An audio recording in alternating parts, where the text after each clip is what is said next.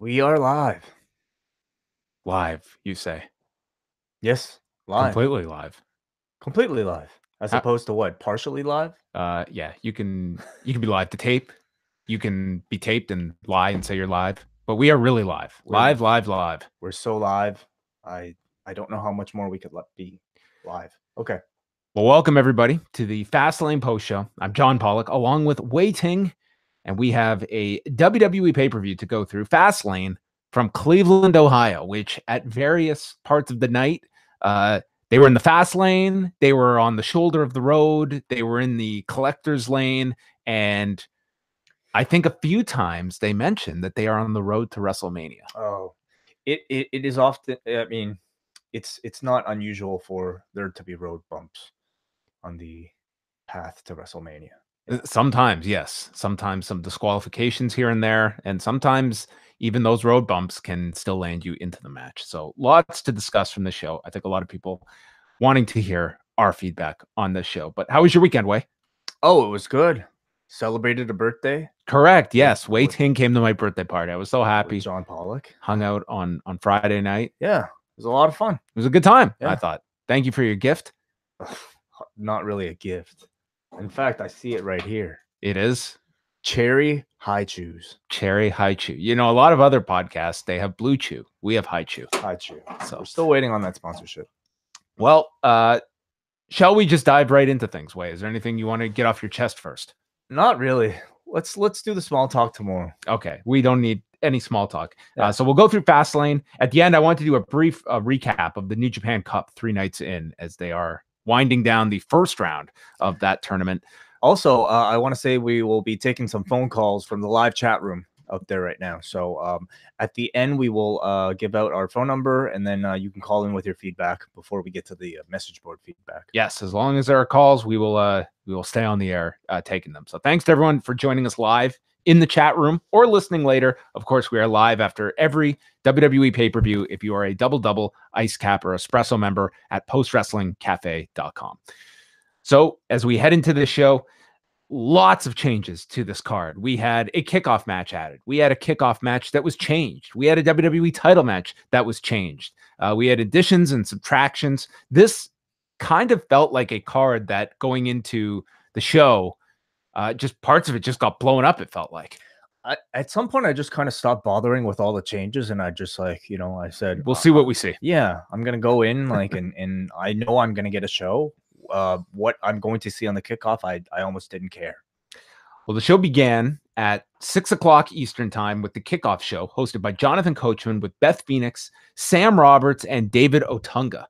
And early on, there was an interview with Mandy Rose and Sonya Deville, and they were approached by EC3, who can now talk. He was, I guess, hitting on Mandy Rose, though it didn't feel too overt, but it was to Sonya, who said that Mandy Rose was not put on Earth to be with a human tanning bed like you, and told EC3 to get lost. Mandy, or sorry, Sonya specifically said, we've been waiting for you to speak for months, and this is what you come up with, like some type of, line on Mandy Rose. I don't know what they're doing with this EC3 character. Clearly, they realize this non-talking thing has been doing nothing for him.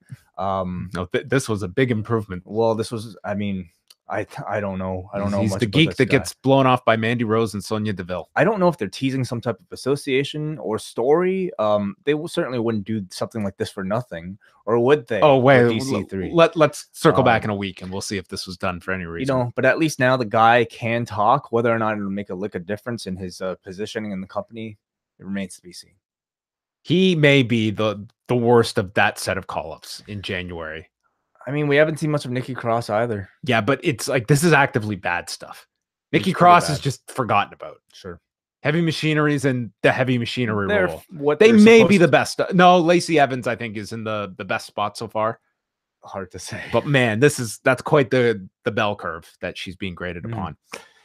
Carmella was starting a petition to get a rematch for R-Truth for the United States title, because rematches no longer exist for title for champions that lose their titles. Her justification was that Truth wasn't pinned. Correct. Yes, He lost it unfairly. So she starts arguing with Zelina Vega, leading to Samoa Joe walking in and stated that if R-Truth, Rey Mysterio, and Andrade have a problem, he will put them to sleep. Joe signed the petition, a real badass move, and they announced that Andrade and Rey has now been swapped for a fatal four-way match, which will happen on the main show. So Joe, in this swift movement, not only signed a signature, he altered the contract to include everybody's names in there as well. Wow, what a heel. I'm going to take on all comers. I'm going to kick their asses, and I'm going to choke them out. Well, I don't know if he's supposed to be a heel or not. I mean, I don't think he is. He was invading homes not that long ago. So, I mean, I'm just going with past discretion. Since then, I mean, I think they're not really changing the character all that much. He's still supposed to be the badass who might someday invade your home. Yes. But because he does it with so much confidence, we're supposed to cheer for him. At least Carmella. That's the way I take it. Cause like, yeah, you're absolutely right. He's the guy who takes on all challenges and doesn't really, he just wants to fight. He's the badass. Yes. Yes. And then knows your home alarm system as well. So that was switched. Did you like the change? I mean, I certainly enjoyed it after seeing the match. Yeah, leading into it, it was just like, yeah, whatever. I was happy that Andrade and Rey wasn't on the kickoff. Sure. Then we had the newest member of our panel introduced, swapping out Beth Phoenix and replaced by Christian, who came on. Did all right. Came in, just cracking jokes. He had some jokes. He was certainly like thrown off towards the end when they had to rap and do that, like, the hard sell at the end. I agree. Yeah. I think being a panelist is one of the tougher spots on air. I think it's a very tough position to ease yourself into. So I thought he did fine. I thought Beth did pretty well as well. Man, Chris, Edge must feel so left out. His wife and his best friend getting to be on this thing. And do you think Edge is at home saying, man, that could be me on the panel? No. So Christian's introduced, remained on for the rest of the kickoff show. And then we go backstage for a selfie promo. Ricochet and Aleister Black. It was Ricochet staring into his phone and gave the most memorized grouping of words talking about moments. Oh my God, man. I never thought Ricochet was a bad promo. Like watching his stuff in NXT, I thought he was totally serviceable. But like seeing him in this like scripted context doing a selfie promo, he couldn't have looked like more of a geek. The only saving grace I would say about this segment was that it was not Aleister Black holding the cell phone in selfie mode, because I thought that would totally kill his character. Here in the WWE, it's all about moments and creating smiles on children's faces before they fade to black. That would have been really tough. Yeah. I thought that Ricochet just sounded so painful. Yeah. Aleister Black was given a lot of tough dialogue, but I thought, to his credit, I thought that he did his best with what was given to him, which is very far from the Aleister Black character. But I thought that that's the nicest I'm going to go, as to say he did the best he could with this. Yeah. I mean, I don't want Ricochet, or I don't want Aleister Black in any type of Snapchat, selfie, promo, anything like that. That dude should not have a cell phone at all. He should be too busy, like, I don't know, with vampire shit. He's off the clock. Like this was an hour and a half after 5. So, and on a Sunday, no less, his day of rest, and he had to work.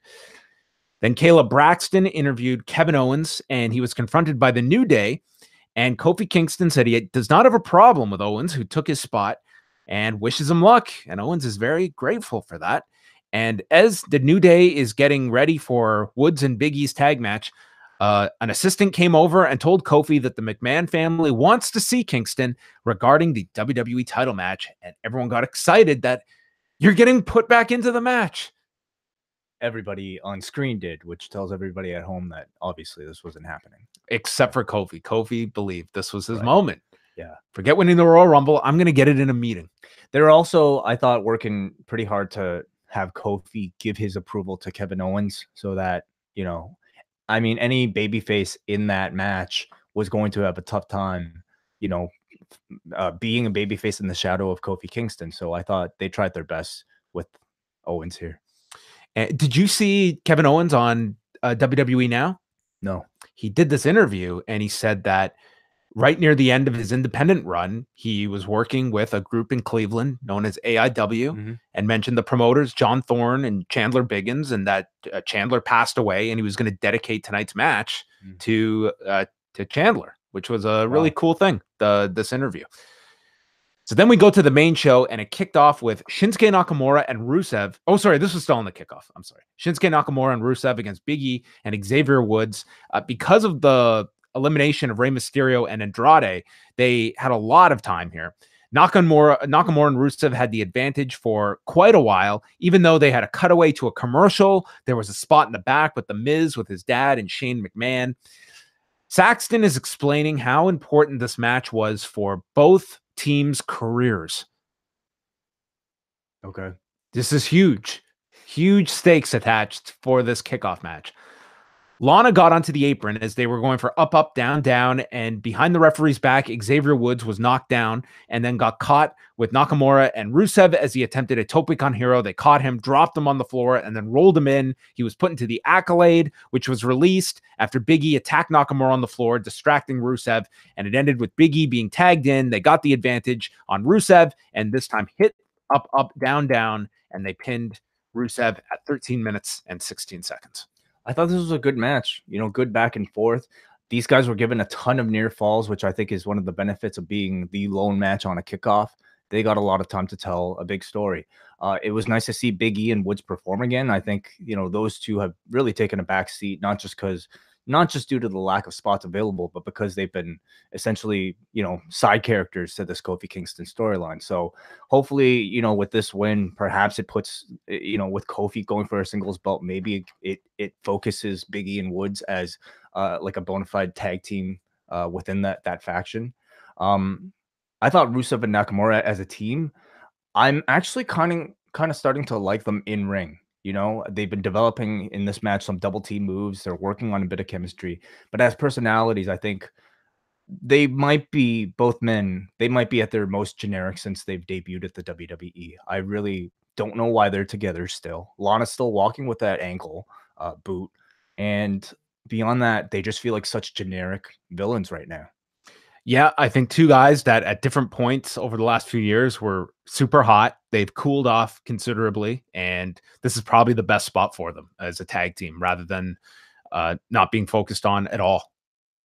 Yeah, but a generic tag team, though, you know, I'd love for them to at least have some type of story or some type of team name. Give me something. Well, they just lost a huge match for their career arc. So that's going to be a big setback. I mean, they're probably just going to get split up. More so, I keep thinking that the SmackDown tag division is going to be one of those big clusters at WrestleMania, and they'll find a spot in a match like that. Not a very prominent one. They might not even get a spot, honestly. What a fall for Nakamura year over year. Yeah. From Dallas to getting the call up in 2017, the night after Mania, to last year with AJ, and this year, he's not going to be in anything meaningful. The Usos versus Shane McMahon and The Miz kicked off the main show. And The Miz, not surprisingly, got a very strong reaction in Cleveland. Came out when he was tagged in. He showed off his Cleveland is awesome t-shirt in Brown's colors. I love the insecurity that, man, what if they don't cheer me? I need a backup in case. I've got to play the hometown card really, really heavy. Yeah. Shane came in. He did the Bret Hart pose before hitting the heart attack. Yeah, I didn't really understand the connection there. Why the heart attack? I guess he felt I'm turning tonight. This is my last chance to do the babyface heart attack move and steal it from Natalya for one night. Is it that big of a known tag team babyface? Miz, we got to hit this. This is our last chance to hit the heart attack. I didn't really know the connection with that. Well, he was going to give Miz's dad a heart attack later. Oh, man. Usos stopped Shane in the corner. They had the advantage for a while. Then, as I said, Miz got the big tag, but he was cut off with a double super kick. Miz hit a skull-crushing finale to Jimmy, but the referee was dealing with Shane, so he was late making the count, so Jimmy kicked out. And then Miz gets his neck snapped on the top rope. Jay is laid out in the corner, so Shane climbs to the top, teasing the coast-to-coast drop kick, but Jimmy climbs to the opposite corner, and they both jump in midair. I didn't know what the hell they were doing. Remember that commercial when you had the two bulls that just run their heads into one another? It was a game of chicken. Yeah, that's what this was. Yeah. And I guess it ended with Shane kind of drop kicking Jimmy, but this just looked like a insane idea. I don't know how you come up with something like this in your head. I thought this was awesome. Like, I thought it was a spectacular spot. But I mean, I think what they were trying to do was they found themselves in perfect position for Shane to hit the coast to coast on one opponent, while I believe it was Jay in perfect position to hit the splash on the Miz. So it was like, are you gonna go first, or am I gonna go first? So I guess like they both decided to go, but I guess Shane called Jay's move, and instead of going for the coast to coast, went more towards Jay's direction and intercepted them in midair with a drop kick. I thought it was awesome. Well, maybe games of chicken are much better than his jiu-jitsu play that we'd see exposed later on. Miz then had an opening, and he followed the advice of his father. He climbed to the top rope, and he went for a frog splash. But Jimmy got his knees up, cradled Miz, and covered him. 14 minutes and 9 seconds, and the Usos retained. I liked the match a lot. I thought certainly the crowd reaction was already enough to make this thing feel very special. But I thought that, you know, that great high spot with Shane and Jey Uso really took it up a notch. The atmosphere in this match was great, and I thought everything these guys did clicked. The crowd was very hot. I thought that was the biggest positive of the match, and they were super heated for the Miz. I think that worked very well. And Shane and Miz are on the floor right in front of the Miz's dad. Each lifts the other's arm up, and Miz hugs his dad. Shane gives him a hug as well. And then Miz turns, and he's looking frustrated. And then Shane just blasts him from behind, and the crowd is pissed at Shane McMahon. He tore off Miz's Cleveland t-shirt, wiped his face with it. Then Shane grabs the Miz's father, who had the same reaction of being told, sir, we're having a high volume of orders at the moment. Your pizza is going to be about 15 minutes late. They kept cutting to this dude in the crowd. He has one expression. One expression only. Dude, the Keanu Reeves of facial reactions here. Oh, man. But oh, the crowd, my God. Like, I mean, he's obviously like a hometown hero to this audience, because they reacted every time they cut to him. Then Shane, in front of Miz's dad, grabbed the Miz and applied what will go down in history as the worst inverted triangle in history. Yeah, I mean, it's a wrestling inverted triangle, you know? I thought this looked really goofy. I mean, it's like, is it any worse than the disarmer? This just looks silly because they did the close-up where Miz is like, just he's fine. Like it's not even tight. It's not even. It's a wrestling triangle, though. Well, is the Hell's Gate a tight move? That looked a hell of a lot better than this. This just looked like something from hell. The crowd chanted for Miz as Shane left, and there we have our Mania program. Shane making his heel turn. I guess they picked the right city to do it in. Oh my God, yeah. I thought it was kind of refreshing to see like a heel turn that didn't get cheered by this audience. Like typically, that's true. That's a risk. Any type of heel beatdown is like, you know, a babyface move these days. But here, I mean, with the Miz, they certainly played with our expectations. You know, Miz is, of course, the traditional heel. He's the one I think everybody expected to turn. If you're just maybe, you know, watching and picking one of the two. 100%. And I thought Miz played it really well too throughout this entire story. Like, you know, being a babyface, but sometimes I thought being so over the top corny as a babyface that you felt like he was all doing this in order to turn on Shane. But instead, it was Shane who has always been the nice McMahon and really kind of showed no signs of like any type of hatred towards Miz being the one to turn. And I thought overall, everything they did from, I mean, best in the world tournament aside, I still can't really excuse all that. But from, you know, the team up to this point, I thought was very well done. Team's been very good. Yeah. I think this is a perfect example of a match that should probably be less than 10 minutes at WrestleMania. Sure. Historically, Miz is a horrendous babyface. I'm really hoping he can channel Miz and Mrs. Babyface Miz. Sure. And I think this is I'm going to remain open-minded here because I think the Miz it's very tough for him to be the babyface. But we've seen it on Miz and Mrs. that this guy has well, you tell me. Like I don't watch that show, actually. I thought you did watch that show. I watched one episode. Well, I know he's got a very likable charisma, sure, but it's never translated on television, on WWE television, in terms of a babyface role. Yeah, I mean, Cleveland is one thing. Can they translate this all the way to WrestleMania? That's another question. And I think in-ring will be another question as well, because we know Shane McMahon can have great matches against great opponents, like an AJ Styles at WrestleMania. Well, I've also seen Shane against lesser opponents, like The Undertaker, for most of that Hell in a Cell match. That was terrible. I'm not looking forward to this match. What I'm hoping for is that they have a great story over the next 4 weeks. That is my hope. We also now have 3 heel McMahons. Yeah. With babyface Paul, Uncle Paul. Hunter being the exception. Yes. And I guess Stephanie, whatever she feels like on a certain day. I guess you're right. Yes, It depends. I mean, as her Twitter bio says, I play a villain on television. Drew McIntyre, Bobby Lashley, and Baron Corbin did their own version of the Shield's promo, with the camera moving to each of them and then throwing it on the ground at the end. As an editor, did you like this this artistic choice for the faux Shield? It is kind of their Shield thing. The originators of the selfie promo, the Shield. Yeah, but they don't use cell phones. They just, it's more like putting your hand on the lens, which is what they do for all their selfie promos, actually.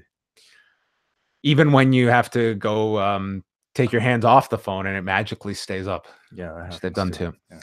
Elias was in the ring for his first of 3 in-ring segments. The first one, he just insulted Cleveland and mentioned going to hang out with LeBron James, and they cut away. I thought this was going to be our only involvement of Elias, but we had several of them.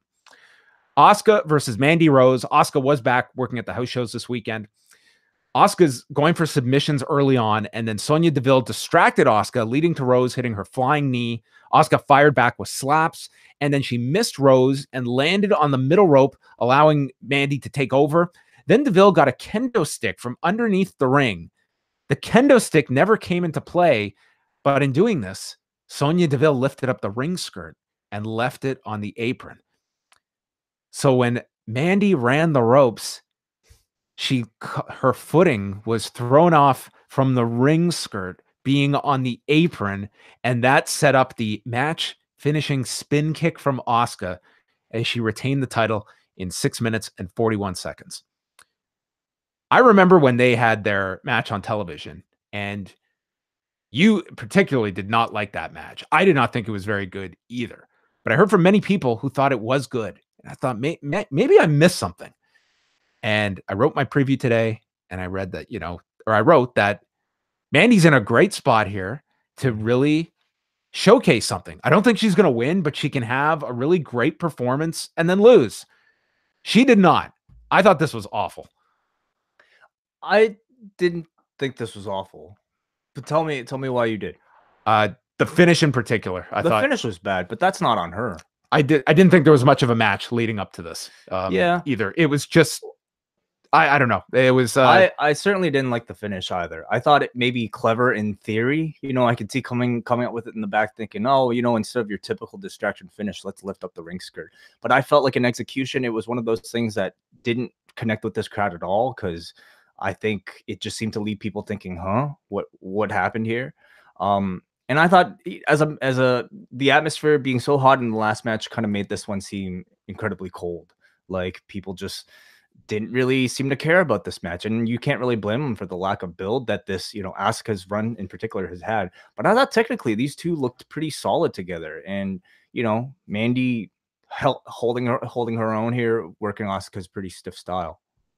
I don't think this is a match I'll ever remember once we're done this review. I could say that about probably most matches that I see. Kofi Kingston, he's been outside of Vince McMahon's office for the last hour. Yeah. He's just waiting there. I remember when they used to do these segments with Austin, when he was summoned to the office and he just waited out there patiently, and eventually Vince got to him. So Big E and Woods show up, and they're like, you've been waiting here since the kickoff show. That was over an hour ago. So they just said, come on. And they storm into the office, and Vince McMahon's just sitting there. And Vince says, well, I've been waiting for him to come.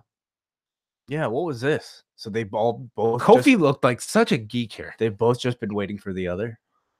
Like, what was Did Kofi not knock? Was the idea that Vince has been ignoring him? I guess the idea was that they needed to justify the length of time between that kickoff segment to now, and the fact that you didn't see the interaction until now. And they explained it because I think it was obvious that Vince is just fucking with this guy. Was he fucking with him though? Well, look what he gives him after this. Well, but Vince teases him with a title shot that he's not getting. But Vince himself was just in there waiting, doing nothing. Maybe he heard the knock and ignored it. Okay. Why would Kofi show up there and not even knock? I don't. Questions way too much depth that we're giving this. So I thought Big E and Xavier Woods gave a really spirited defense of Kofi and pled his case to Vince McMahon that you've been searching for your next star and he's been here the whole time for 11 years. It's Kofi Kingston. And Vince says, well, you know what? We're going to make that WWE title match a 3-way. And they assume this means Kofi has been added. Yeah. Somehow in all of this, another wrestler benefited from all of this. Yeah. I didn't quite understand Vince connecting the dots here to lead to his decision to make it a 3-way. Maybe it was just he just wanted to screw with them and find some other guy. Yeah.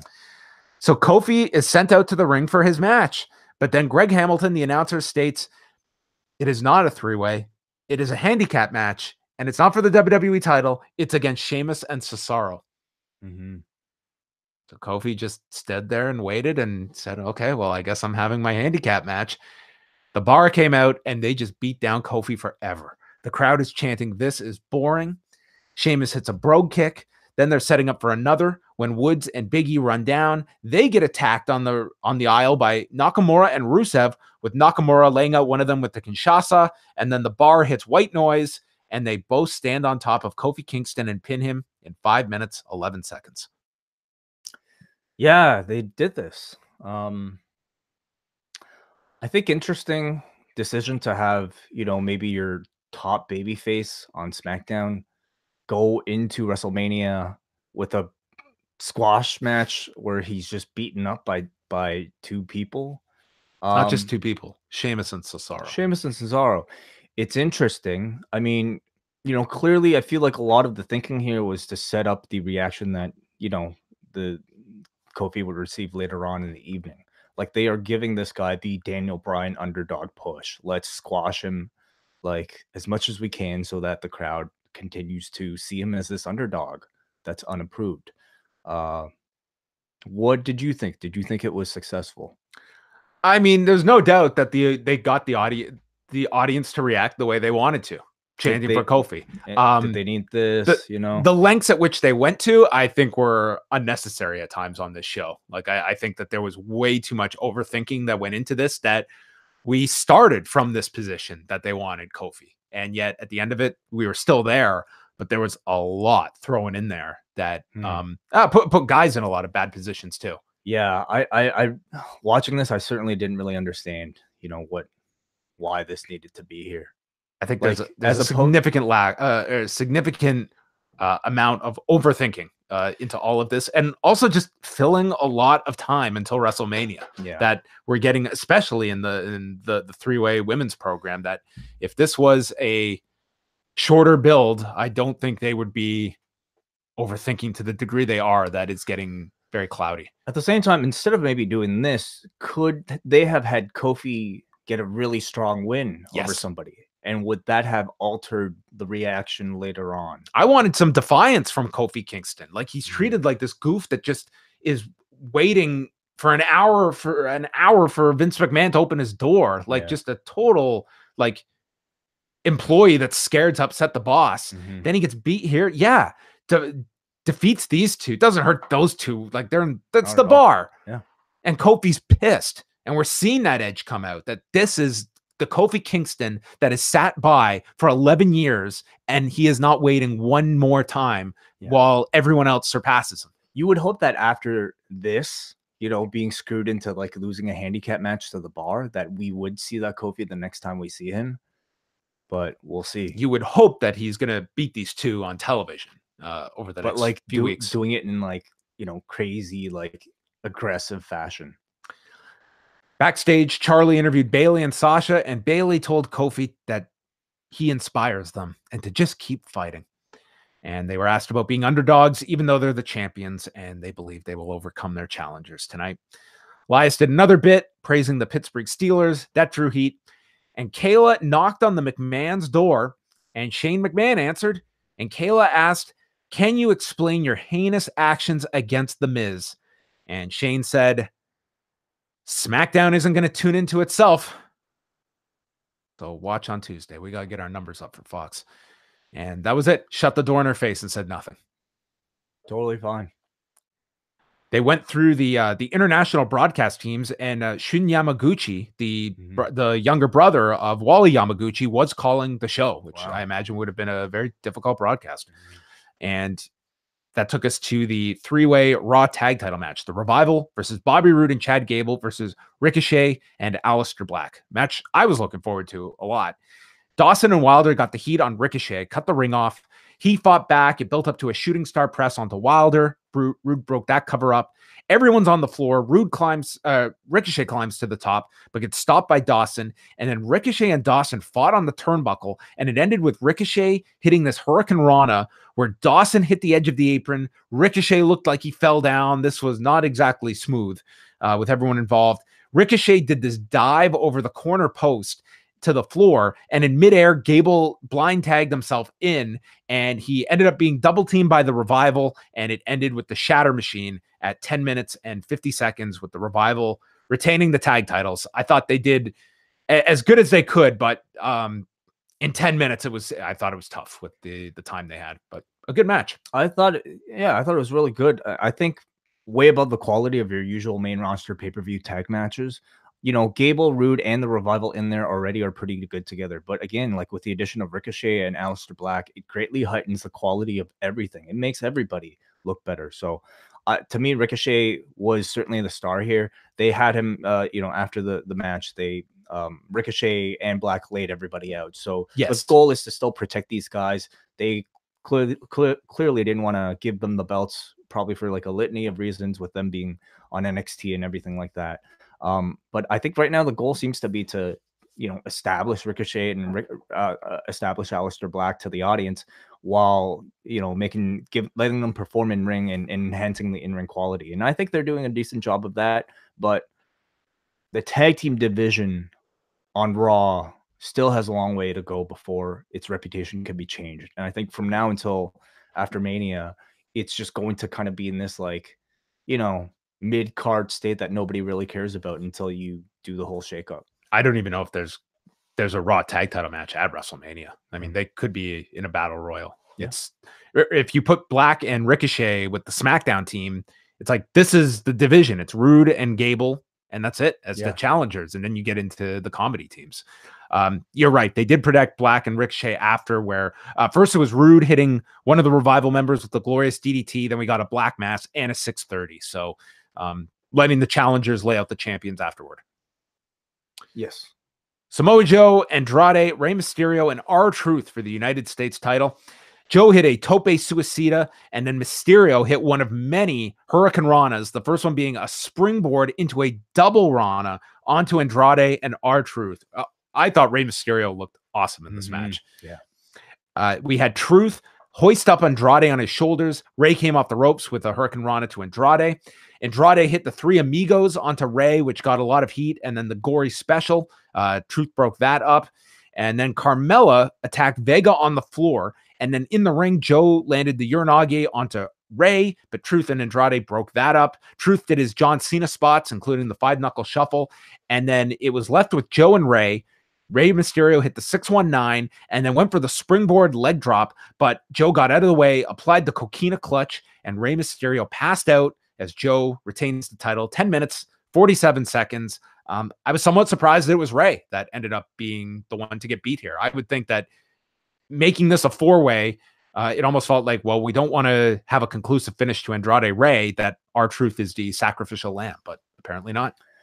I guess you still don't really have a conclusive finish to that feud. I guess if you have an idea of continuing that program, why beat Rey or Andrade when R-Truth seems like he's unless they want to really push this, that R-Truth has not been beaten yet for this title. He hasn't lost any of the falls. Maybe it's that. Yeah, that to me is just quick TV match. Yeah, who knows? Who knows if they'll even continue Andrade versus Ray? You know, if that was the reason why they wanted to do this instead, right? It just might be another SmackDown match that you'll end up seeing without any real motivation for them to do anything with them at Mania. I don't know, but as this match goes, I thought this was a fantastic match. It was my favorite match on the card so far.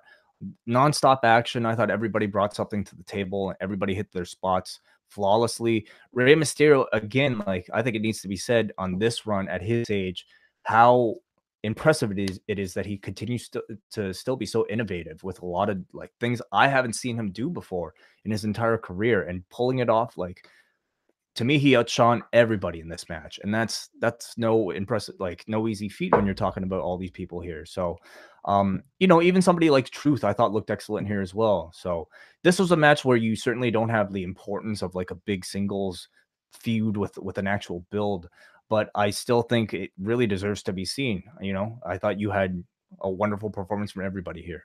Yeah, I thought great performance from Ray. I love Joe as champion, and perhaps one of the reasons of keeping this R-Truth thing going is that is the way you can set up if Cena is being paired with Joe murdering R-Truth is kind of the way to get there. Could be. You could do. So, very strong match, I thought, the four-way. Sasha Banks and Bayley versus Nia Jax and Tamina for the WWE Women's Tag Titles, and they brought out Beth Phoenix on commentary. Tamina and Jax missed Bayley, and both of them ran their shoulders into the post consecutively. That's a first. I've never seen the combination together. Banks came off the top with a Meteora onto Jax, then a high cross to Tamina, and it ended with Bayley diving to them on the floor. Bayley was left into the ring, and Jax hoisted her up for a powerbomb. It was turned into a Hurricane Rana, and Bayley hooked the leg, pinning Nia Jax in 7 minutes, 2 seconds. I thought this was just, it was just a match. I thought it was good. I thought it was a good match. I thought there were some sloppy spots there. Like, that's kind of typical for a lot of women's matches, sad to say, but there was nothing here that really affected the match quality for me. I'm really not expecting a ton from Nia and Tamina matches, but I think they have wonderful chemistry with these two as baby faces. And I think the two of them play great power bases for high flyers, which, means they add a whole lot to everybody in this division because they tower over everybody. So I think as a tag team, I like both of them a whole lot more than the two of them as single stars. I also thought Beth did a good job on commentary as well. I thought she added a lot to the match, certainly more than, Graves or even Renee do in these situations. Yeah, I didn't come into this match with low expectations, not astronomical either. I guess it just didn't reach where I thought they were capable of hitting.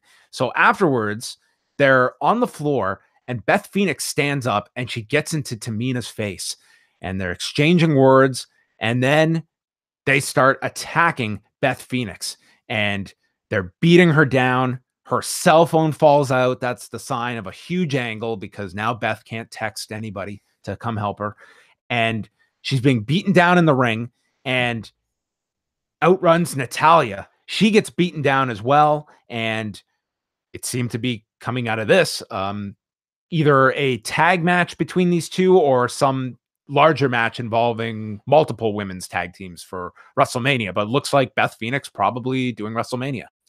Looks like it, yeah. And this crowd reacted to it. They recognize the connection between her and Natalya, and I think it's a great addition to the division. Let's be honest, like, the tag team titles and the division doesn't necessarily have a bunch of really great challengers right now. Not many teams that are established that, even like a team like the Riot Squad, like, it's hardly, I would say, a big enough name that you can use as a marquee attraction for a WrestleMania match. I'm not saying Beth Phoenix and Natalya are either, but I think there's a novelty to seeing Beth Phoenix come back for like a one night only pairing with Natalya that makes it that much more special. So I welcome it. I'll go one further with the reaction this got and kind of her involvement on television.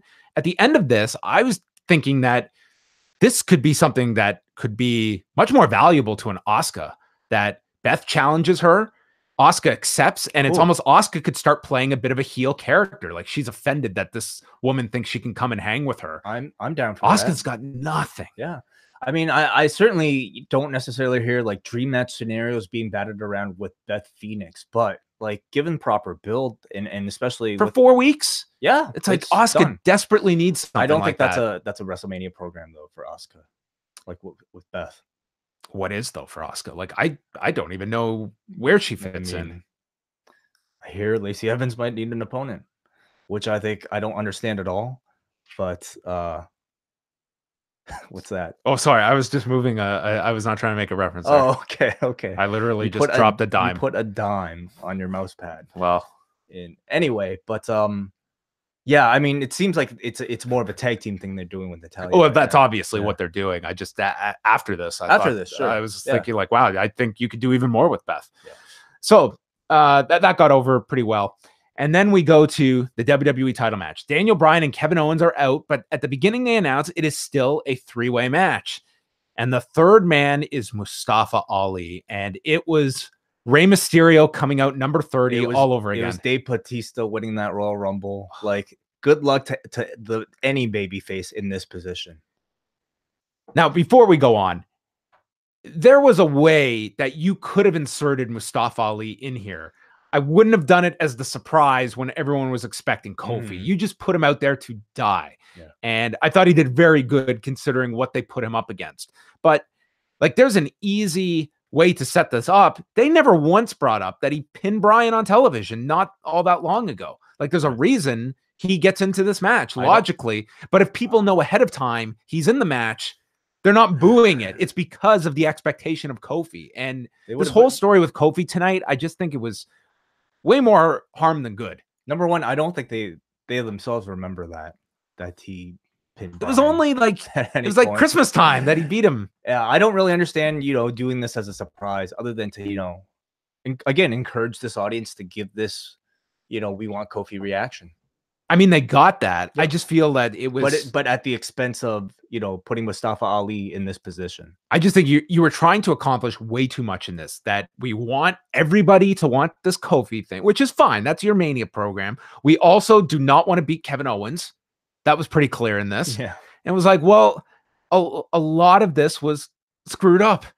I almost wonder by the end of this why you didn't just put Mustafa Ali as the replacement and save Kevin Owens for this week to come back on TV for whatever he's doing at WrestleMania. Like, why was he brought back for this? Was my question at the end. Because he was supposed to have the Mania program. But not the Fastlane program. Like, he just had no business being on this show. Yeah. When all was said and done, I had no idea why it was chosen other than, well, we're not going to do that match at Mania. We might as well do it now. And we didn't even do it. We did a 3-way.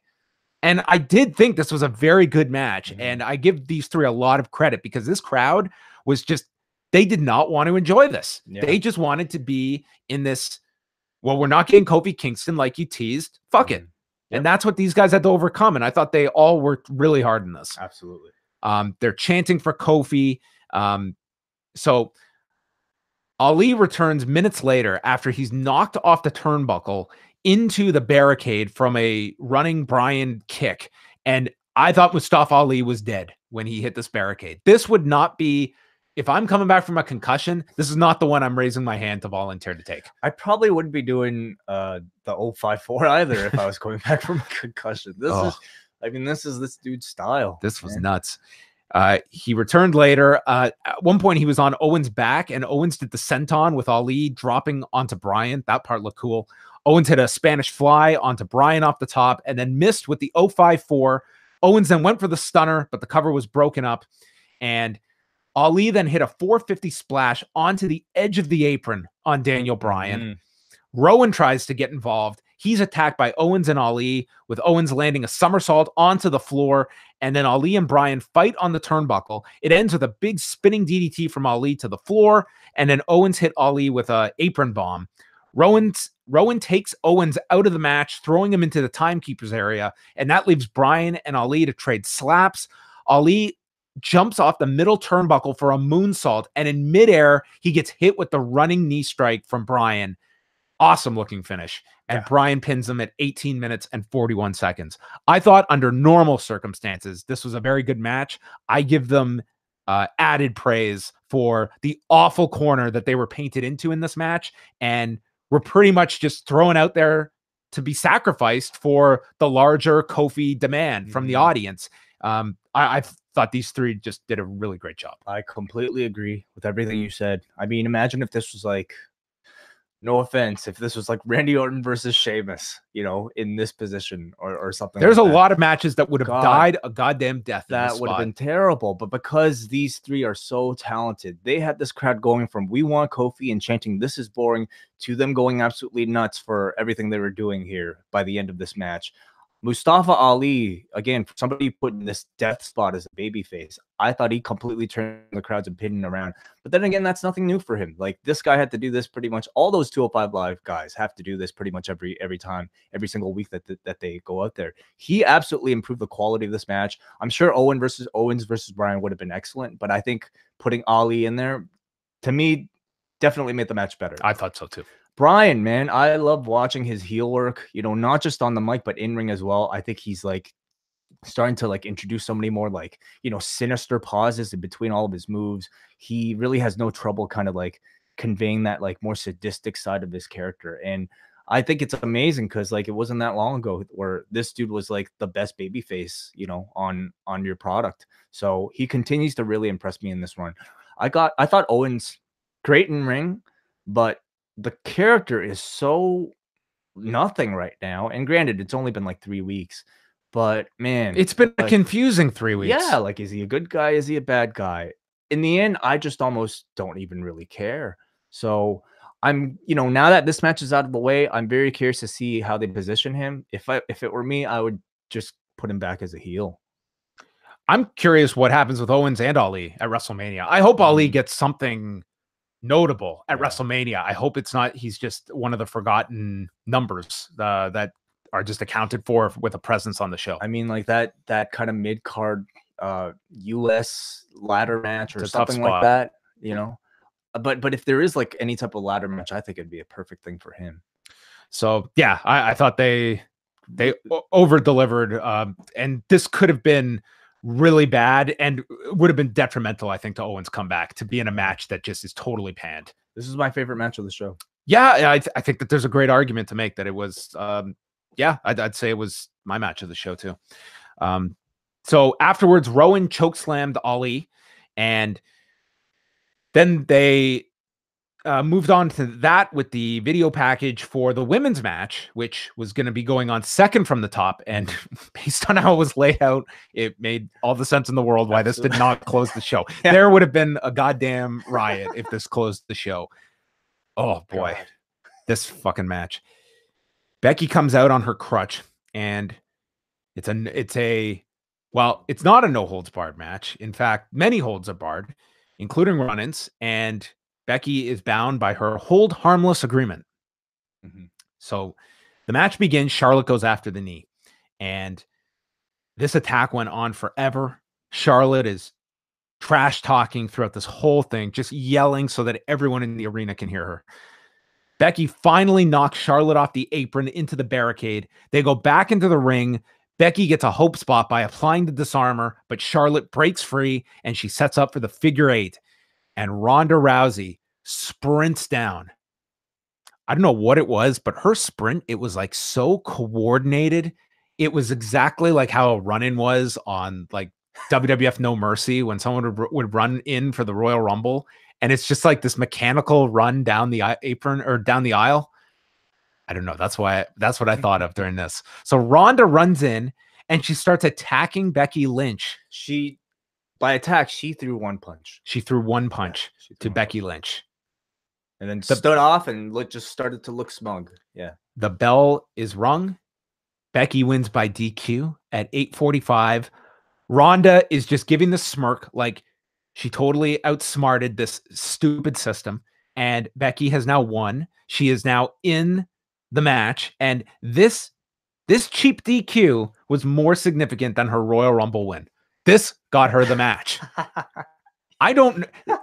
When has the Royal Rumble meant less than in this particular match buildup? Totally. No. I think in hindsight, like that night, Becky loses to Asuka and then she wins the Royal Rumble. Like I almost wonder if they should have just had like Charlotte win the Royal Rumble, and Becky's been fighting her way this whole time. Like, it's been, Ronda has been slowly turning heel while giving the audience what they want by getting Becky into this match. Like, I'm sorry, this thing has taken a bad, I still believe people want to see this, and it's going to get a big reaction the day of the show. But don't tell me that this has been a booking genius. It's that this has been all culminating. It's significantly cooled off for me, at least. You know, when like I thought like months past, it was undeniable that this should main event, and I still feel like it should main event. But I mean, the Kofi stuff is way hotter than the Becky stuff right now. And I mean, if you like just sat down and mapped out all the beats of this storyline from January on, I think it would look a lot like the Sasha Bailey feud from 2017, 2018. Like, it'd be a fucking mess. So I hated this finish. I thought it sucked. This was like the worst, given the stakes of this. Like, yeah, there were worse matches on the show, but this was the biggest letdown on the show. Definitely. You're also like, you promoted this singles match that's coming off of that Evolution match. Like, I'm sorry, you have a certain expectation level. Of course. It was not good. I just didn't understand it because I thought Becky looked like such a coward coming out of this.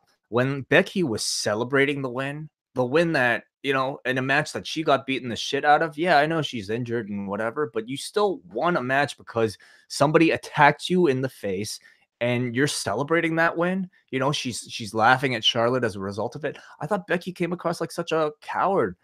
To me, it baby-faced Ronda as well, because Ronda is somebody who's giving the audience exactly what they want by having Becky, like putting Becky Lynch in the match. That totally goes against what Ronda's been trying to do over the past, you know, couple weeks in every single town in that video by trying to be a complete heel to this audience.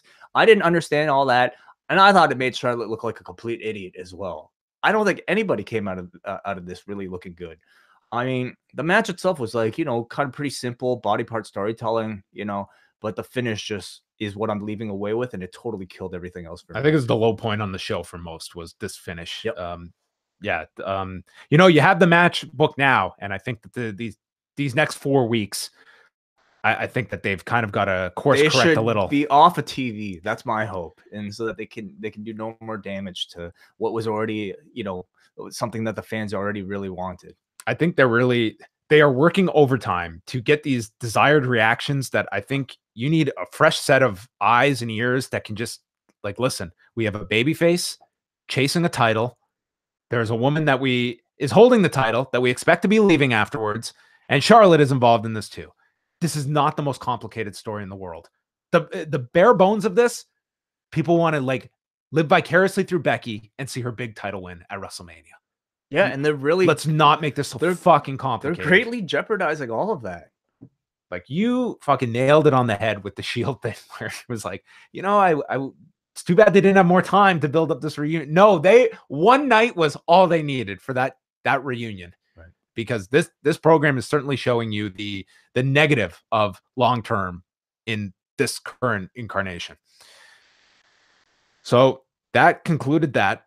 And then they announced for Monday night on Raw, we will have the face-to-face between Triple H and Batista, and Bobby Lashley defending the Intercontinental title against Finn Balor. Big title match. Then Elias returned for one more segment. He insults Cleveland, and then Lacey Evans walks out.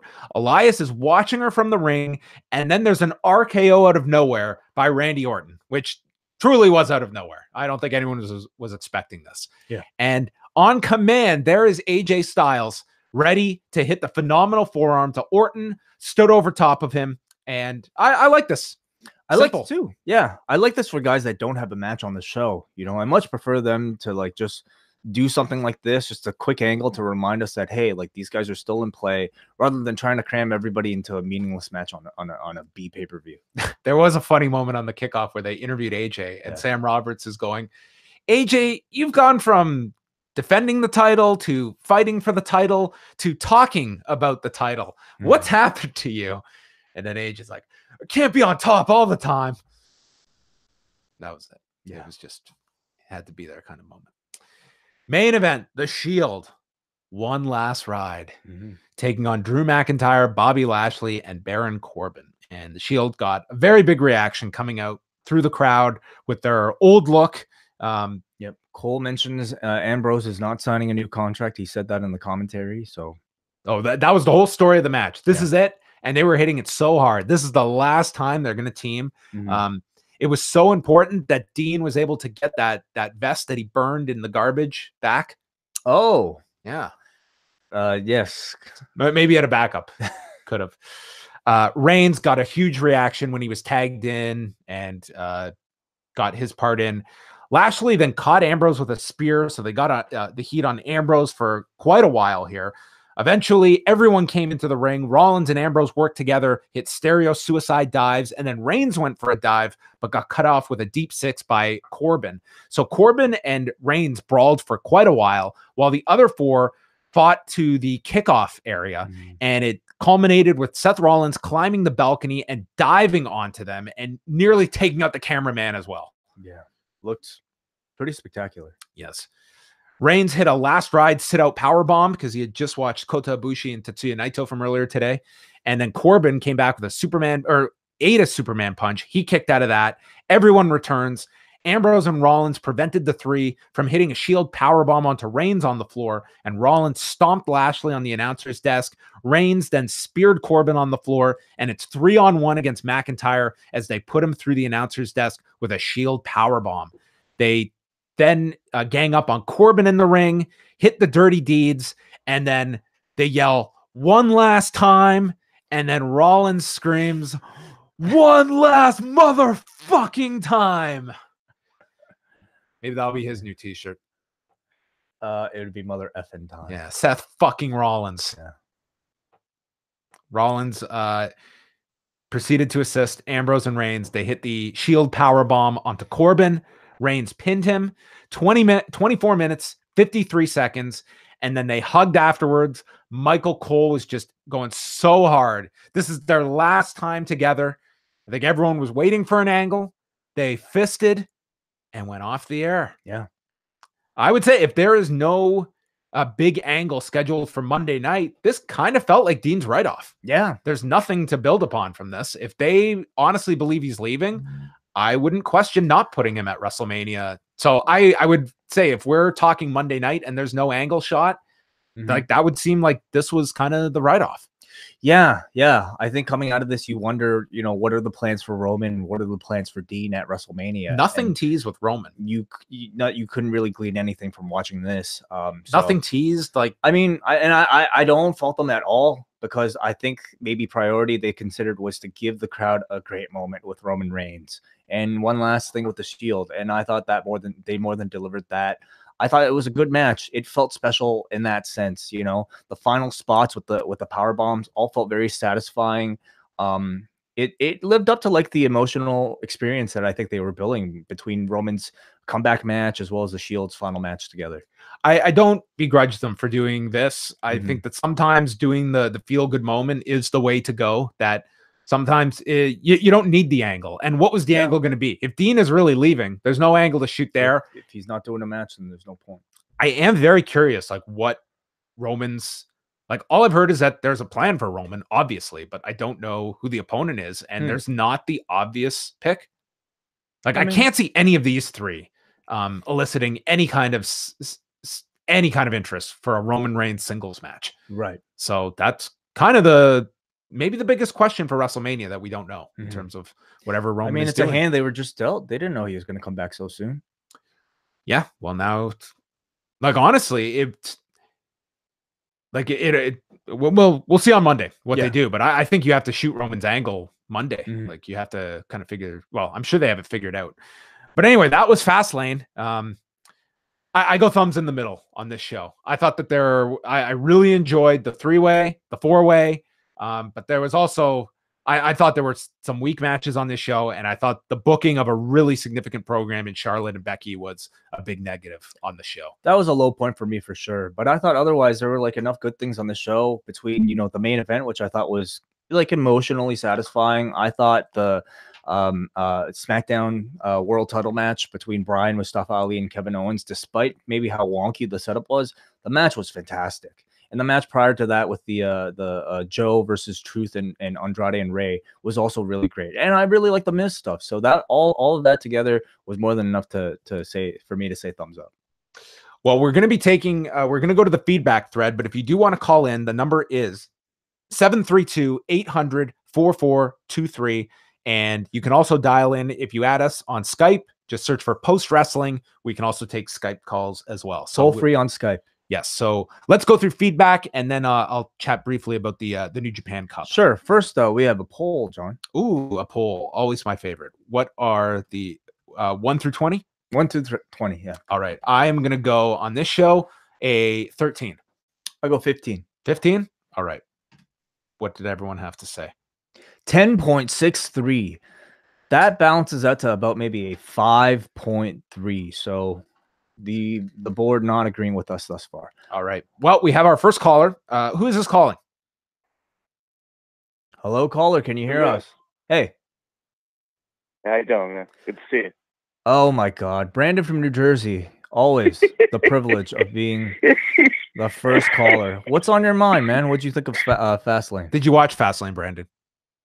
Of course. Why wouldn't I? I don't know. I could totally see you calling in and have not quite seen it yet. Wait, look at Sharp in that flannel. What's up, man? I've been battling the flu all for the past few days, but I'm on my road to recovery to WrestleMania. Oh, well, that's good. Good stuff, on man. The Fastlane. Yeah. On the Fastlane. All right. I thought Brandon, it was a fun show. I hope Roman is. I hope the plan for Roman is not Corbs. I could go less Corbs in my life if he's in it was fun, man. I loved it. Cool. Thanks, man. All right. Well, that was our quick recap from Brandon. Brandon, I appreciate it. Not towards the end of the day, I'm happy to talk to you. Come on, please. Well, we do have our other feedback to get to as well here. So let us start off with Jamie from Leamington. Thought this was a good show, but I don't get this Kofi direction. I know he has to stay present, but I feel like the Raw Women's title, it's just convoluted and weird. Owens is the babyface, replacing a babyface, and then Ali also gets placed in that role, which puts him in such a horrible spot. And the reaction from the crowd told the story. That said, it was still a very good match, and it felt like they did win the crowd over by the end. I do think that throughout the show, I really wish WWE matches had better storytelling. Having watched plenty of New Japan this weekend, there was nothing as compelling as Umino Tanahashi or as intense as Ishii Nagata. Sure, the technical aspect is often great, but I feel the emotional investment is lacking. Beyond that, I would probably get into Mandy Rose's matches more if the commentary wasn't entirely Corey Graves creepily slobbering over her and ignoring the match. The Raw tag match was a great showcase of how great the division could be if given proper care. I'm glad the NX team got to showcase themselves and still look strong in defeat. US title match was really enjoyable, not surprising given the talent, but they made the best of being a throwaway match. Women's tag was good given the lack of heat. Nia Tamina versus Beth Natty would be enjoyable at WrestleMania, and Lynch Charlotte was what it was. 6-man at the end was great. We go to Zubin, who says, evening, gents. Pretty okay show in general. Intriguing twist in the Shane Miz saga. Poor Miz got absolutely potatoed tonight. After tonight, I can see Roman and McIntyre at Mania. I'm also kind of surprised this one closed the show. It's a placeholder match with not one direct WrestleMania implication. I mean, given all I would say kind of the emotional weight of Roman making his return match, and also what else would you have put in that spot? Certainly not Becky versus Ronda. I don't think the Kevin Owens Bryan match was hot enough to be in a main event match. Like, to me, it was no surprise this was the main. He says, finally, I thought the finish to Becky Charlotte was logical, both in Ronda's motivation for interfering, especially in its timing. Okay, I guess that's something. Like, Ronda wanted the two of them to beat up each other before she came in for the DQ. I think that still makes it a terrible finish, but whatever. He says also, and in the feasibility of the injured Becky winning the match. What I don't like is how weak Becky is left looking. I understand that's the point in this underdog story, but I'm worried we're going to get a WrestleMania main event with the star attraction hobbling around the entire match and winning by a fluke. Chris from Pennsylvania. Overall, I thought this was a pretty good show, although there were a few strange things. The good to me was the Raw Tag Title match, the US Title 4-Way, and the WWE Championship Triple Threat. The Shane McMahon turn was entertaining and well received by this Cleveland crowd. I also like that they didn't have any turns in the main event and went off with a legitimately feel-good moment. The whole Charlotte, Becky, Ronda thing was a bit of a mess. It seemed like they were headed in a good direction for the triple threat, but WWE has really overcomplicated things in the last couple of weeks. I'm worried that we could also be headed in that direction with Kofi Kingston as well. Even if the journey is a bit messy, I think we're going to have a very satisfying WrestleMania. More good than bad tonight. 14 out of 20. Do you guys think by the end of WrestleMania that Rollins, Kofi, and Becky will all be champions? It certainly seems to be setting up that way, but you can't put it past WWE to throw us a curveball just because. Yeah, I would imagine that of those three, I could see one of them not winning. Yep, absolutely. Yeah. I think that with Brock, there's always the possibility he could be working that Saudi Arabia card and they could delay. And with Roman back, maybe Rollins is not the direction they want to go. So I could see that one being held up. And I would say it'd be a big mistake not to have Becky holding that title up at the end of WrestleMania. I would be saying that one would be the one I would commit to the most. I think so too. I also feel like it'd be a mistake to not give it to Kofi though, because again, like he feels like the harder project right now.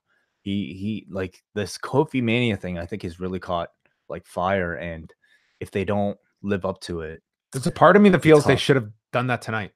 It should have been Bryan and Kofi tonight for the win.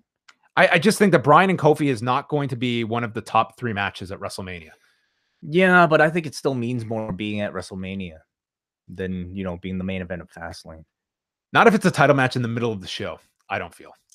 But the hashtag is Kofi Mania, you know. You could still have it. He's as defending the title. Feel like there's less motivation, but well, okay. We'll see. Maybe it's going to pick up over the next 4 weeks. That's obviously one of the notable programs. Caller, what's up?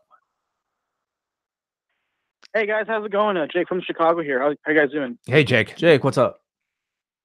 Yeah, doing great, man. Fastlane tonight. I thought the U.S. title, the WWE Championship, and were the highlight or the good highlights of tonight. I really feel bad for Mustafa Ali tonight. It kind of reminded me of that Royal Rumble a few years back when, you know, it was the number 30 spot was Rey Mysterio and not Daniel Bryan, and then it's like, you know, the crowd was really not hot into it. So yeah, that was my thoughts on it. So, but unlike, you know, Rey though, like who didn't really have much of a chance to kind of redeem himself, I thought Mustafa Ali like really did. Like he took a really negative scenario and he turned the crowd around, which I think speaks volumes about his abilities. Mm-hmm. So yeah, that's my thoughts. And also the Shield main event really lived up to expectations. I thought it was really lived up to expectations to some of the past great Shield tag team matches. So I was really impressed by it. So, and also just one thing, really enjoyed the New Japan Cup this year so far. My favorite match so far was Ibushi and Naito, and it was such a spectacular match watching it just earlier this morning. So really excited for you guys to continue reviewing it. So, and that's all I have to say. Thanks, guys. Cool, Jake. Thanks a lot for the call. We appreciate it. Thanks, Jake. All right, let's continue on with the feedback. You're up. Are we at Sean from Toronto, right? Yes. Sean from Toronto says the storyline with Kofi Kingston better be leading to a big moment at WrestleMania, since that squash was hard to watch and seemed really like something Russo would have done. Also, the anticlimactic DQ finish of the Becky and Charlotte match was probably the most lazy way they could get Becky back into WrestleMania, and I really wish now that they respected the Royal Rumble win and just have had the match one-on-one from the start. WWE is seriously risking hurting Becky's momentum with their booking decisions. At least we got a feel-good send-off for the Shield with no post-match swerve, which is probably for the best, considering that post-match beatings seem like pattern on this show, even by supposed babyfaces. Jay from Colorado. I understand what they are trying to do with Kofi to build him up for WrestleMania, but that was not the way to go about it. Really getting tired of the Mr. McMahon character. I hope XFL is a huge success so he goes there full time. And what a horrible spot to put Mustafa Ali in. I realized they didn't want Owens to eat the pin, but people were booing Ali. And going from that to eating the pin doesn't seem like it's going to help his push. Finally, my wife asked me why some guys choose to wrestle in a one-piece with no shirt and guys like Baron Corbin dress like they just left their shift at Applebee's. What's the purpose?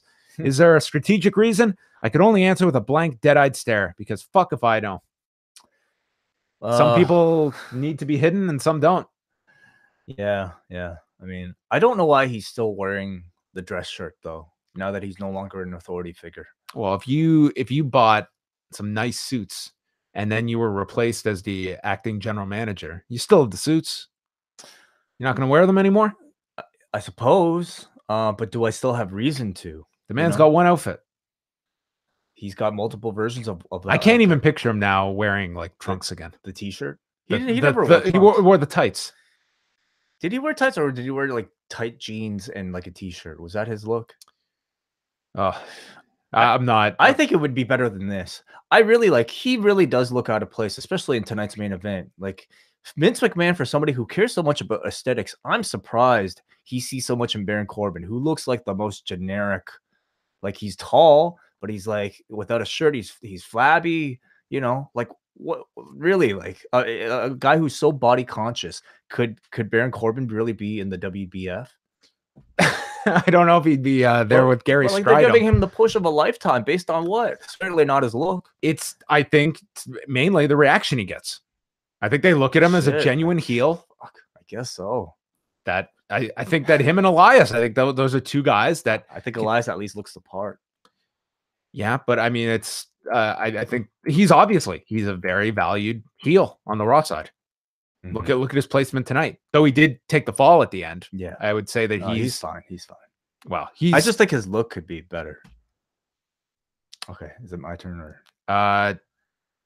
I wasn't finished. I was. Andrew from Cape Breton says tonight's show was okay. WWE has been weird with baby faces over the past couple of years, and tonight was no exception. I thought WWE killed off Mustafa Ali as a babyface worse than Chase Owens killed off my hopes of winning the New Japan Cup contest. Thankfully, Bryan, and Kevin Owens are talented enough to dig themselves out of a massive hole. I don't understand why they put a babyface in the spot of disappointing the crowd in such a manner. The match turned out to be the best one of the night, but guys shouldn't have to kill themselves to fight to get the crowd into a match due to the booking. Becky Lynch was a bit rough as well. This badass Becky Lynch only won because Ronda attacked her, causing the DQ. Just like with the WWE title match, WWE is lucky to have such talented people who can fight their way out of extremely bad booking. 12 out of 20 show. All right, next up we go to Jalen from Pickering. Well, that main event felt like a poor man's version of the Shield versus Evolution. The Shield has never faced a force like this before. The last three guys Balor has had 50-50 feuds with. How intimidating. The WWE title match has been handled poorly since Owens came back. Stupidness all around. And between mentioning Ambrose leaving, Triple H's promo, and the women's feud, it feels like WrestleMania is going to be Meta-Mania. How fitting that they're in MetLife. Jesus. Wow, Jalen, the poet. Very funny. All right, we got to Andrew from St. John, who says this show had a high average quality. The WWE title, the US title, and the Raw tag titles were all bangers, and I felt like the Shield main event lived up to the quality of past Showcase Shield matches. There was no spectacular story other than seeing good things happen to Reigns and co., but that has its own reward. Charlotte versus Becky felt a little anticlimactic, although it got where it needed to go. Doesn't it feel like almost every program right now is building to a multi-person scramble? One thing about like WrestleMania is that, yes, we know what the key matches are. Not in every case, but like I think by this time you pretty much have the whole card figured out. And this year, we kind of do though. I guess Orton, AJ, Shane, Miz. That's two. Roman. I shouldn't say Roman. Lesnar and Rollins. The three-way women's match. Yeah. Bryan Kofi. Maybe somebody had added to that potentially, but yeah, I would say Bryan Kofi. That's 5. That's 5 matches. Yep.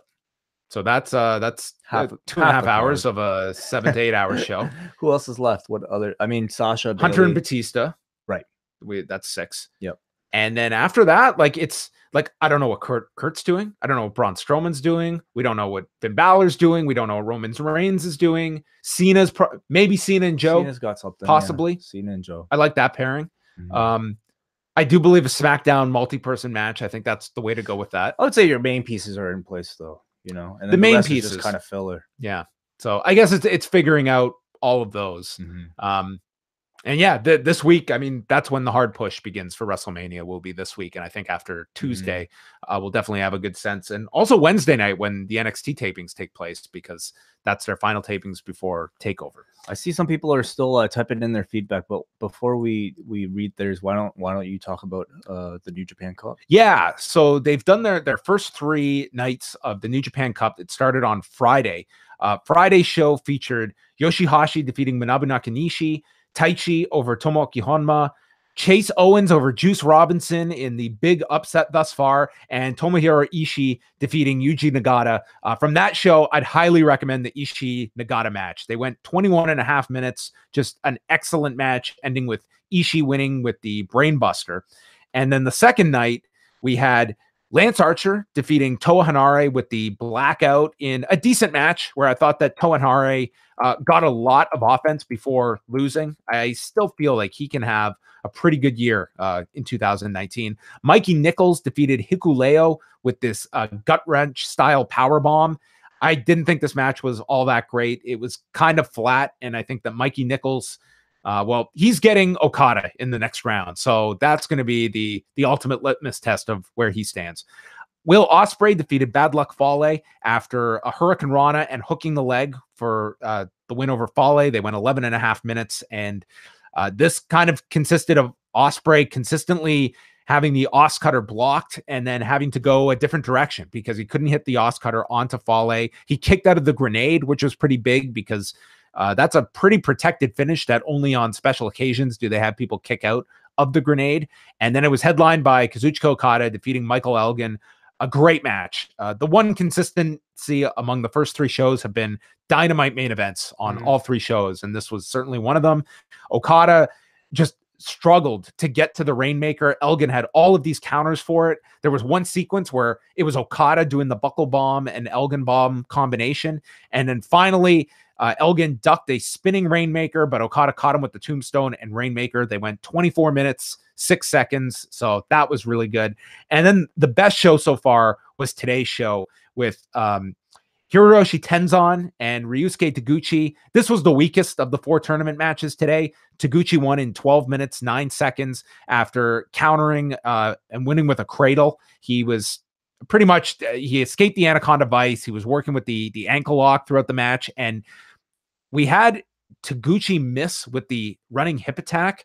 So Tenzan then worked over his ass, which led to what I can only describe as a literal head butt to the ass. Okay. Yeah. And then he did the Mongolian chops to the ass. To the ass. Yeah. Wow. So working over a body part, I've never seen the ass worked over. But like, think about that. Like, you can't sit. It's obviously painful. You're talking about the tailbone in there as well. True. So, I mean, are there submissions that target the ass specifically? Man, there's got to be like the there's probably so many that I could, if you gave me some time, I could probably come up with some great ones. Then it really it really took off. Hiroshi Tanahashi and Shota Umino. I was looking forward to this a lot. This match is fantastic. Way Umino like brings the fight to Tanahashi, and he gets all these little moral victories that are going to, it largely gives him so much coming out of this. And before I describe this match, let's go to our caller first before I rave about Umino and Tanahashi. But who is this calling? It's Hansi. Oh, Hansi. Hansi, what's up? What's going on? First of all, John, happy birthday and happy early birthday to you. I know it's your birthday week. Thank you, man. Thank you, Hansi. No problem. The pay-per-view, I thought the wrestling was really, really good. Other than I just didn't really like the women's match. I mean, like you guys said before, like it's such a convoluted way to get there when it was such a easier way to get there. The Kofi stuff, I didn't mind as much because I want to see what the follow-up is on Tuesday. We've talked about it like several weeks that we need to see a more serious side than Kofi, and I think McMahon screwing him this time should lead to him and New Day being a little bit more vicious. Like I don't want to see them happy. I want to see them really upset with what's going on. I thought you'd be seeing that more often recently, but they've still been kind of even keel. They've shown a little emotion and all that. But overall, I thought the pay-per-view wrestling wise was good. I don't know the booking just kind of left a lot to be desired. If I'm being honest with you. Yeah, I love the idea. We've talked about it. I would love to see the New Day come out and they don't have the bright colors, and it's a pissed off New Day that they are not taking this shit anymore, and it's a big turn. You know, I saw some people who were saying like, "Oh, they missed such a great chance. It was Pancake Tuesday last week, and the New Day wasn't on SmackDown." Like, we don't need the pancake shit right now. I think that exactly you need a hard turn, and I'm hoping that coming out of tonight, that's what we get to on Tuesday. I agree with you, Hansi. Yeah. Okay, that's cool. And before I go, do you guys? I just want to ask quickly.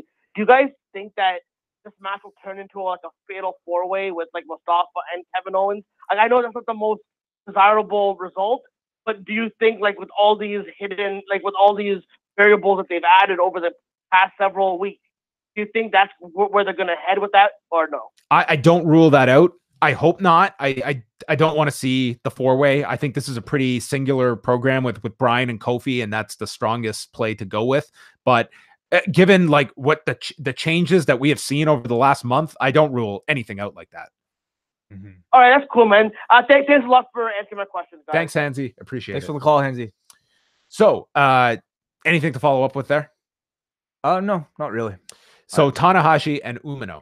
So with Umino, the match builds up. This guy, his facial expressions and his fire is so strong. Like, this guy is going to be a big star at some point. And this, I think, is a great building block for him in his career. He gets this Boston Crab, and the crowd is reacting like he's got a Boston Crab on Hiroshi Tanahashi. Like, think about creating a promotion where something like that gets a pop. You know what I mean? Yeah. Like, that alone is a victory for this guy. You wouldn't see this match. Like, you certainly wouldn't see like a 50-50 match. No, like a guy on the undercard and a former champion. Because they have this, like, they have this tiered system. And here is a guy that is, when I was in grade 4, okay?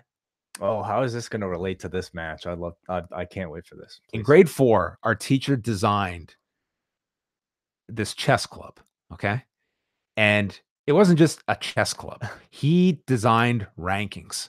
So what he did was he created like this pyramid scheme, okay? Where we had all these like games, and then he ranked everybody. So you had the top person, then you had the second tier, third, fourth, fifth, and so on. And if you were on the 5th tier, you could challenge someone at the 4th tier. And then if you won, you could move up the tier.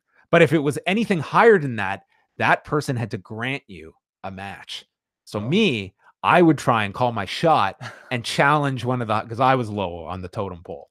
And you would go and you would challenge. This is like the guy on the 5th tier. This is John Pollock playing chess, to jump tiers, taking on like Daniel, who was like the chess. The Tanahashi of your he was the Tanahashi of grade 4, Mr. Raposo's chess club class. And it would be like me, you know, taking away his queen, okay, on the board. I might lose, but I took his queen down. That was the Boston Crab. That's a moral victory right there. It's a huge moral victory. Yeah.